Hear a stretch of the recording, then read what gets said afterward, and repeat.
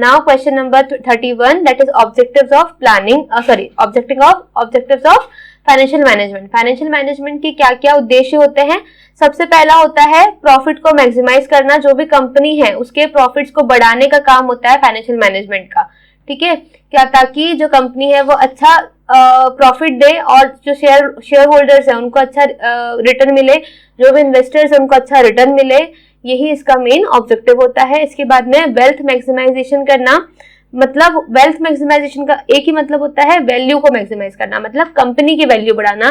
Company की value बढ़ेगी तो उसकी शेयर्स की वैल्यू बढ़ेगी। तो पहला है प्रॉफिट मैक्सिमाइजेशन, सेकंड है वेल्थ मैक्सिमाइजेशन, थर्ड है सेफ्टी ऑफ फंड्स की सेफ्टी रखना। जो भी इन्वेस्टर्स है जिन्होंने आपकी कंपनी में इन्वेस्ट किया है उनके फंड्स को सेव करके रखना ताकि फ्यूचर में आप उनको रिटर्न करो, फंड्स वेस्ट नहीं होने चाहिए, इस बात का ध्यान रखना जिससे कंपनी की फ्यूचर हेल्थ सिक्योर रहे, ठीक है। क्वेश्चन पॉइंट 4 है लिक्विडिटी बनाए रखना। कंपनी में इतना पैसा होना चाहिए कि एक फ्लो बना रहे कैश का, तो वो ताकि मतलब वो अगर कंपनी का लिक्विडिटी अच्छी होती है, कैश का फ्लो अच्छा रहता है, तो उसको जो अपने डे टू डे एक्सपेंसेस है उसमें कभी भी प्रॉब्लम नहीं आती, वो इजीली अपने सप्लायर्स को, अपने क्रेडिटर्स को क्या कर सकता है, पेमेंट कर सकता है। तो एक लिक्विडिटी अच्छी रखना भी एक अच्छे फाइनेंशियल मैनेजमेंट का क्या होता है, ऑब्जेक्टिव होता है। Now question number 32, difference between primary market and secondary market. अब प्राइमरी मार्केट और secondary market it is related to the securities, ठीक है। अब प्राइमरी मार्केट क्या है, सबसे पहले मीनिंग समझते हैं। प्राइमरी मार्केट वो है जहां पे आपकी नई सिक्योरिटीज इशू होती है, ठीक है। जो भी अगर आप कोई कंपनी है, कंपनी को अपनी नई सिक्योरिटीज को इशू करना है तो वो पहले क्या करेगा, प्राइमरी मार्केट में इशू करेगा, ठीक है। सेकेंडरी मार्केट क्या होता है, जहां पे सेकेंड हैंड सिक्योरिटीज खरीदी या बेची जाती हैं। सिंपल, फिर से समझते हैं मीनिंग। प्राइमरी मार्केट जहां पे नई सिक्योरिटीज इशू होती है या ऑफर की जाती है सेल के लिए, और सेकेंडरी मार्केट जहां पे सेकेंड हैंड सिक्योरिटीज को खरीदा या बेचा जाता है। सिक्योरिटीज क्या होती है, सिक्योरिटीज जो यहाँ पे होती है, यहाँ पे न्यू इशू होती है और यहाँ पे जो कंपनी मतलब new issues and new company securities are dealt in. जो भी नई कंपनी है या फिर नई आपकी सिक्योरिटी है वो यहाँ पे रहेगी। और सेकेंडरी मार्केट में क्या होता है, जो भी एग्जिस्टिंग शेयर्स होते हैं कंपनी के उसकी यहाँ पे ट्रेडिंग की जाती है। लिस्टिंग सिक्योरिटीज क्या होती है इसके अंदर, जो प्राइमरी मार्केट होता है यहाँ पे आप अगर आपकी कंपनी लिस्टेड नहीं है तो भी आप यहाँ पे क्या कर सकते हो, आपकी सिक्योरिटीज को खरीद या बेच सकते हो। और सेकेंडरी मार्केट में सिर्फ लिस्टेड कंपनीज ही अपनी सिक्योरिटीज को खरीद या बेच सकती हैं। सीक्वेंस जो होता है यहाँ पे कैसा होता है, firstly securities are dealt in the primary market. सबसे पहले जो भी सिक्योरिटी है वो उसका प्राइमरी मार्केट में होना जरूरी है। और सेकेंडरी मार्केट का क्या होता है, सेकेंडरी मार्केट में जो सिक्योरिटीज होती हैं वो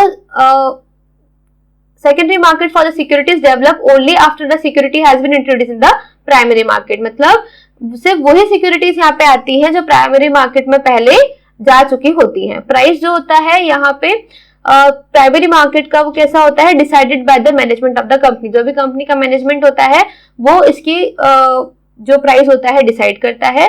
और सेकेंडरी मार्केट में जो मार्केट फोर्स होता है, ठीक है, वो सिक्योरिटी की प्राइस डिसाइड करता है। It depends upon the demand and supplies of the secondary market.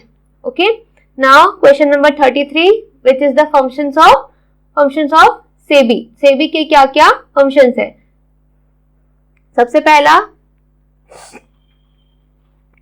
Ready and continuous market है। सेबी कैसा मार्केट है, रेडी एंड कंटिन्यूस। यहाँ पे आप इजीली अपनी सिक्योरिटीज को मनी में और मनी को सिक्योरिटी में चेंज कर सकते हो very easily and quickly.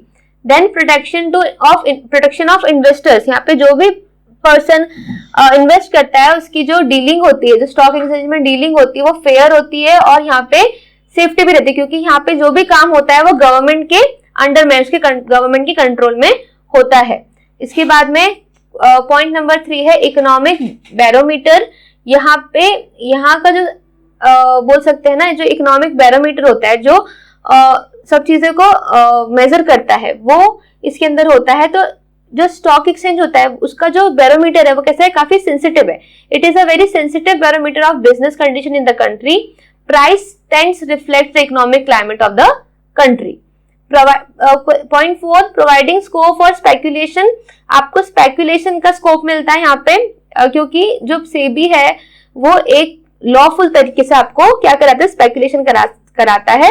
Speculation का मतलब आप बोल सकते हैं जो सट्टा वर्ड थोड़ा सा सुनने में सही नहीं लगता, लेकिन हाँ ये इलीगल नहीं होता, ये लीगल होता है। तो स्टॉक एक्सचेंज आपको एक सफिशिएंट स्कोप प्रोवाइड करता है under the provision of law for the speculation activities, और ये काफी रिस्ट्रिक्टेड एंड कंट्रोल मैनर में होता है।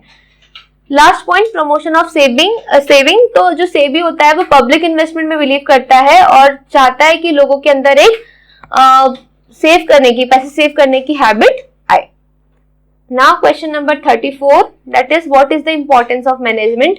ये आपके चैप्टर फर्स्ट का क्वेश्चन है, जो कि आप लोगों ने काफी अच्छे से पढ़ लिया होगा कि मैनेजमेंट की क्या क्या इंपॉर्टेंस होती है।